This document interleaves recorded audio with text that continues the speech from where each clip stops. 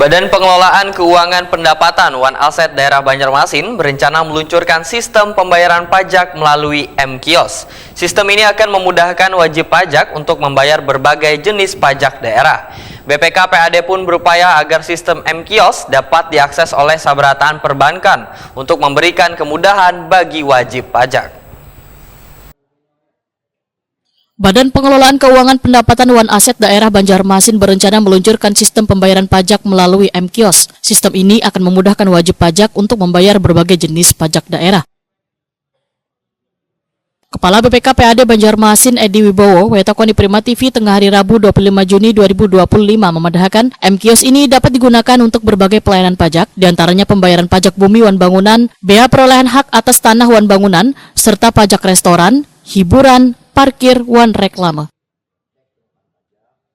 M-Kios yang merupakan program kerjasama antara Bank Kalsel dengan pemerintah kota Banjarmasin ini memiliki 3 unit, yaitu di kantor pelayanan BPK-PAD Banjarmasin, di Mall Pelayanan Publik, sedangkan seunitnya masih dicari lokasi yang strategis, diantaranya di Siring Menara Pandang atau Duta Mall Banjarmasin.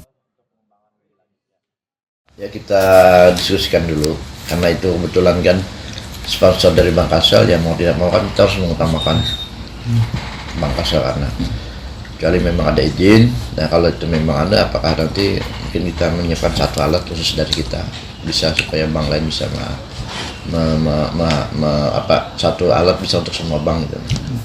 Tapi yang jelas kita komunikasikan dulu dengan rekan-rekan Bank Kalsel. Kalau memang ada persetujuan, artinya ada izin, ya kita bisa masukkan sistem bank lain ke satu alat tersebut. Kalau sebenarnya pembayaran ada di sistem Sipijak itu kan selain PBB, BBHTB, ya termasuk juga restoran, hiburan, parkir, reklame, tentunya bisa semua. Itu mulai diterapkan kapan, Pak?